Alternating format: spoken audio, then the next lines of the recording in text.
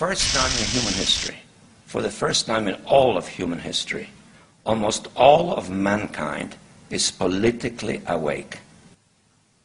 And these new and old major powers face still yet another novel reality, in some respects unprecedented. And it is that while the lethality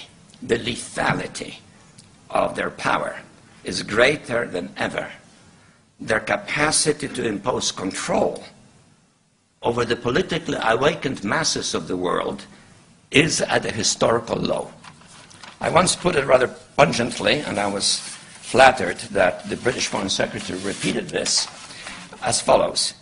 Namely, in earlier times, it was easier to control 1 million people, literally.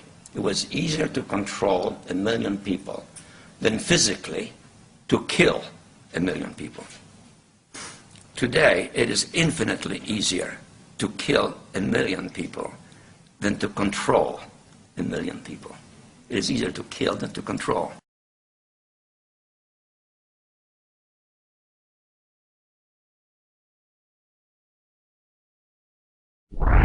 What are you after? Power. What do you think is power?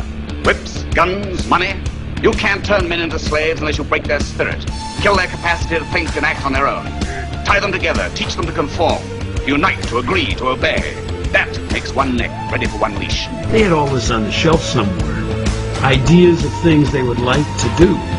And they got 9/11 and they said, it's our chance. Go for it. The Patriot Act basically is superseding the Constitution. The U.S. military is making plans for a major outbreak of swine flu.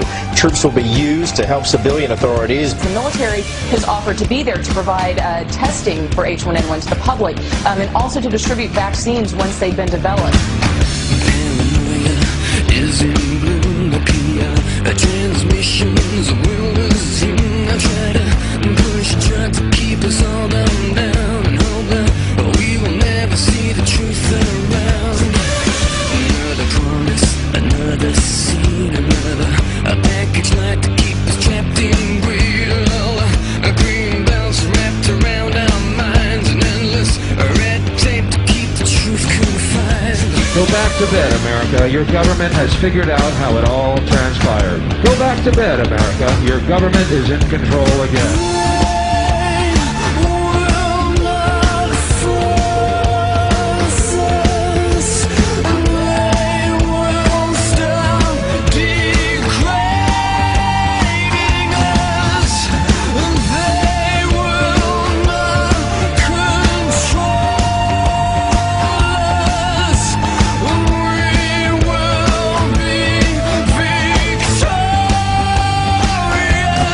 It's too late to complain.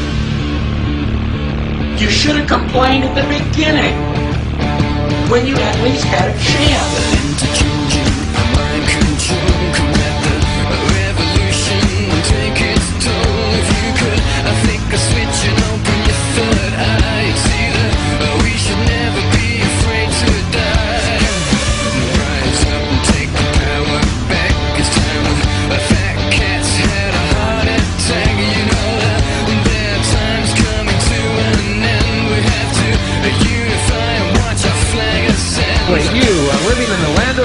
Here you go, America.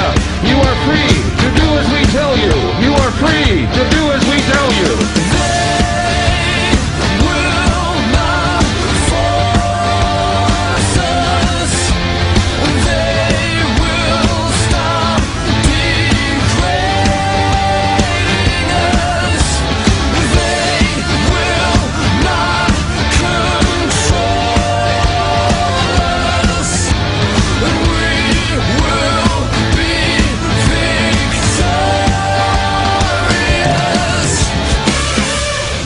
Is asked, the question, is it safe?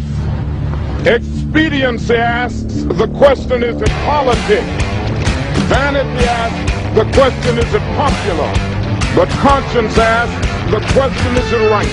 And there comes a time when one must take a position that is neither safe, nor politic, nor popular, but he must do it because conscience tells him it is right. There's a time when the operation of the machine becomes so odious, makes you so sick at heart that you can't take part. You can't even passively take part. And you've got to put your bodies upon the gears and upon the wheels, upon the levers, upon all the apparatus, and you've got to make it stop. And you've got to indicate to the people who run it, to the people who own it, that unless you're free, the machine will be prevented from working at all.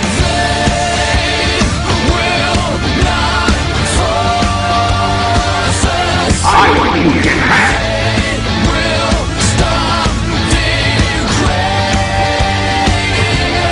I want you to get back.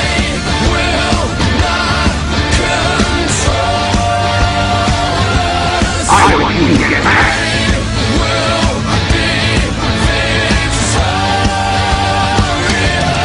It has been said that when in the course of human events, an oppression so revolts its subjects that it becomes necessary to alter or abolish the means of that tyranny. Is it that time when our Bill of Rights is defiled every day?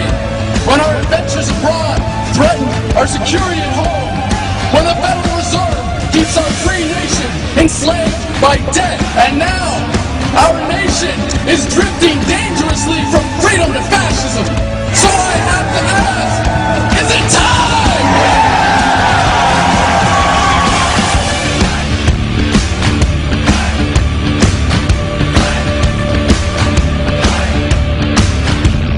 You've got to get mad!